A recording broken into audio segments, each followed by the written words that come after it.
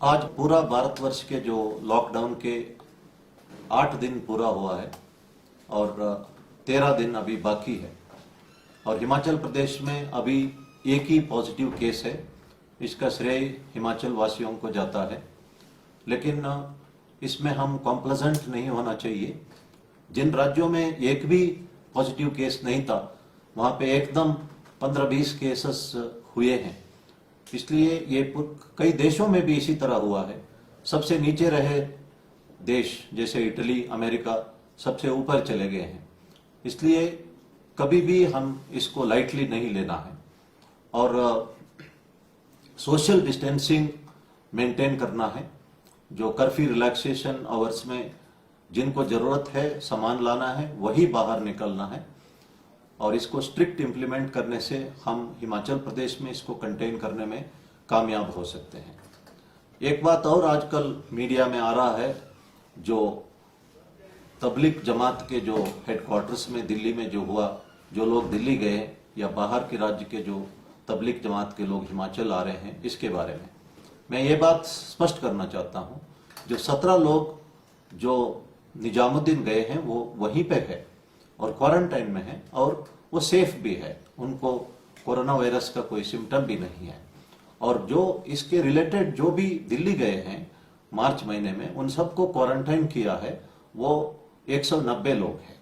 जो नेरवा में जो हमने क्वारंटाइन किया वो अखबार में लिखा है कि वो निजामुद्दीन से आए, वो निजामुद्दीन से नहीं आए, वो मिसरवाला सिरमौर से आए हैं और उनको भी क्वारंटाइन में रखा गया है। इस वक्त किसी तरह का समस्या नहीं है। एक बात मैं और आम जनता को बताना चाहता हूं, हिमाचल प्रदेश 19 तारीख को ही फॉरेन टूरिस्ट और डोमेस्टिक टूरिस्ट को हिमाचल आने से रोक लगाई थी। इस कारण से हम अबाउट 600 व्हीकल्स जो परवाणु से ही वापस किया था और यात्रियों को भी हिमाचल आने नहीं दिया था। और जो तबलीग जमात के जो लोग बाहरी राज्य से जो हिमाचल आने का प्रयास कर रहे थे या आने लगे थे, उनको भी बॉर्डर से ही वापस किया था। जो आए हुए थे उनको वापस किया गया था। इस कारण से हिमाचल में इस तरह का कोई समस्या नहीं है। हिमाचल सरकार ने सबसे पहले खड़ी कदम उठाई है। मैं मुस्लिम बंधुओं से अनुरोध करना चाहता हूं कि वे फ्राइडे नमाज मस्जिद में ना करें, अपने घर में रहे, घर में ही करें। और किसी भी धर्म का रिलीजियस कॉन्ग्रीगेशन हम कर्फ्यू पीरियड में अलाउ नहीं कर सकते हैं और ये कर्फ्यू पीरियड कर्फ्यू का वायलेशन रहेगा। और सभी धर्म के प्रति मुझे पूर्ण रिस्पेक्ट है और पूरा भारतवर्ष जो है सर्वधर्म समद्भाव के लिए दुनिया में प्रसिद्ध है। एक बात मैं और कहना चाहता हूं, हमारे संविधान के 51A के मुताबिक जो है साइंटिफिक टेम्पर डेवलप करना और जो इंसानियत को बढ़ावा देना और अपने आप को सुधारना, समाज को सुधारना साइंस के आधार पर, वो हर एक नागरिक का कर्तव्य है। ये फंडामेंटल ड्यूटी है और ये कॉन्स्टिट्यूशन में लिखा हुआ है।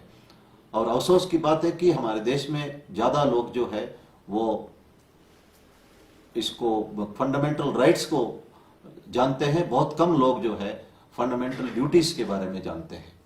तो मेरा इतना ही कहना है कि किसी भी धर्म का आचरण जो है वो साइंस के आधार पर होना चाहिए। अगर वो साइंस के विपरीत है तो साइंस को ही फॉलो करना चाहिए।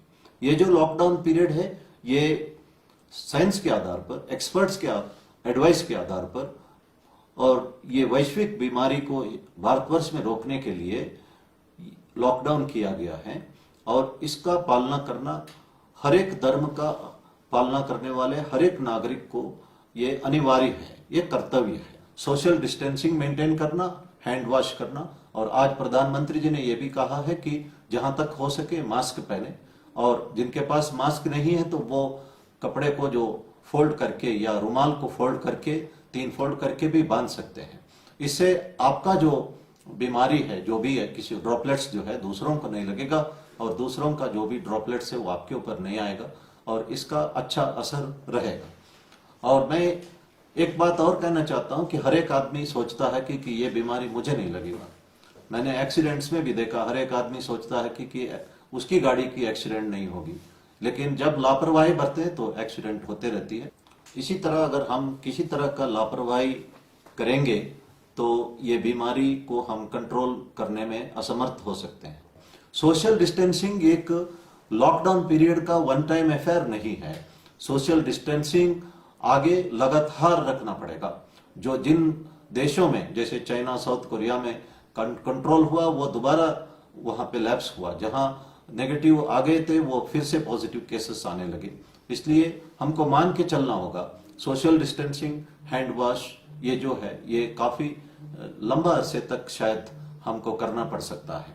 एक बात और मैं कहना चाहता हूं, अमेरिकी बुद्धिजीवी रेनॉल्ड नेबर ने एक बात कही है कि जो चीज हमारे हाथ में नहीं है, जिसमें हम कुछ नहीं कर सकते हैं, उसको हमको स्माइलिंगली एक्सेप्ट करना चाहिए। जो हमारे हाथ में है, जिसमें मौका है, उसको छोड़ना भी नहीं चाहिए। ये लॉकडाउन जो है ये हमारे हाथ में, इसमें कुछ नहीं है। ये मेडिकल एडवाइस पर ये कानून बना हुआ है और देश भर में इसको हमको पालना करना ही होगा। और इसका एक मौका है कि जो स्टूडेंट्स जो आईआईटी या एम्स की तैयारी कर रहे हैं, मेडिकल इंजीनियरिंग की या सिविल सर्विस की तैयारी कर रहे हैं, उनको अच्छा मौका है पढ़ाई करने का। और इसी तरह जो स्टूडेंट्स अपना सिलेबस भी अगले साल का पूरा कर सकते हैं, इसका मौके का फायदा उठाना चाहिए और एक्सरसाइज करना चाहिए। जो यंगस्टर्स के लिए 1 घंटे का और एडल्ट्स के लिए आधा घंटे का WHO का जो डायरेक्टर जनरल ने प्रिस्क्राइब किया है, हमें इसको फॉलो करना चाहिए। और जो फिजिकल हेल्थ और मेंटल हेल्थ मेंटेन करना चाहिए। और जो बाकी एडल्ट्स पूजा पाठ भी कर सकते हैं और कई किताबें पढ़ सकते हैं। और प्रधानमंत्री जी ने एक बात और कही है, जो इमोशनल डिस्टेंस को कम करना है।